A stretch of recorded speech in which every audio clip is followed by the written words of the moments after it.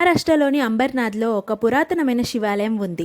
దీనికి చాలా ప్రత్యేకత ఉంది. ఎందుకంటే ఈ శివాలయాన్ని స్వయంభుగా మన పాండవులు నిర్మించారని ఇక్కడ వాళ్ళు చాలా బాగా చెప్తూ ఉంటారు మన పురాణ గాథ. ఇక్కడికి వెళ్లే ముందు నా ఛానల్ని కొత్తగా ఎవరైనా చూస్తూ ఉంటే నా ఛానల్కి సబ్స్క్రైబ్ చేసుకోండి అండ్ లైక్ చేయండి, షేర్ చేయండి.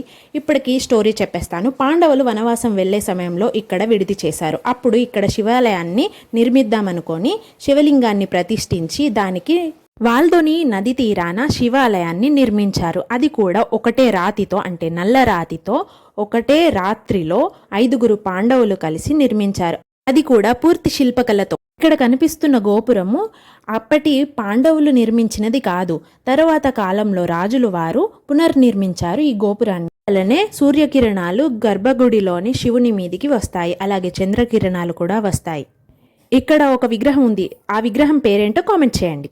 ఈ గుడి వెనకాల నుంచి ఒక చిన్న రంధ్రం ఉంది. ఆ రంధ్రం నుంచి చూస్తే, ఆ దారిగుంట చూస్తే శివలింగం కనిపిస్తుంది. అండ్ ఇక్కడ పక్కనే ఒక కొలను కూడా ఉంది. దాంట్లో తాబేలు చాలా ఉన్నాయి. అండ్ ఈ కొలను పంచవటికి దారి తీస్తుందని చాలా మంది ఇక్కడ చెప్తూ ఉంటారు. గుడికి ఇంకో స్టోరీ కూడా ఉంది. ఏంటంటే రాజుల కాలంలో ఒక భక్తుడు శివుణ్ణి దర్శించుకుందామని వస్తే ఆ భటులు అడ్డుకుంటారు ఆ భక్తుడిని. ఎందుకంటే నువ్వు చిన్న కులం వాడివి, ఇక్కడ దర్శించుకోవడం కుదరదు, వేరే ద్వారం గుండా నువ్వు శివుణ్ణి దర్శించుకొని చెప్పగా ఉత్తరం ద్వారం నుంచి ఆ భక్తుడు దర్శించుకో. పడమట వైపుగా ఉన్న శివలింగం ఉత్తర వైపున దర్శిస్తుంది. కానీ నంది మాత్రం తూర్పు ముఖాన దర్శనమిస్తుంది. అలాగే ఇక్కడ దుర్గాదేవి విగ్రహము మరియు గణపతి విగ్రహం కూడా ఉంది. పక్కనే వాల్దని నది కూడా ప్రవహిస్తుందండి. ఇక్కడికి వస్తే ఎంతో ఆహ్లాదకరంగా అనిపిస్తుంది మనసు. చుట్టుపక్కల ప్రాంతం కూడా ఎంతో ప్రశాంతంగా అనిపిస్తుంది.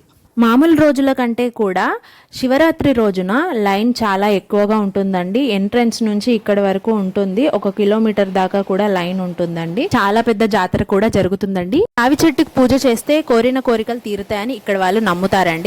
లైక్ చేసి సబ్స్క్రైబ్ చేయొచ్చు కదా.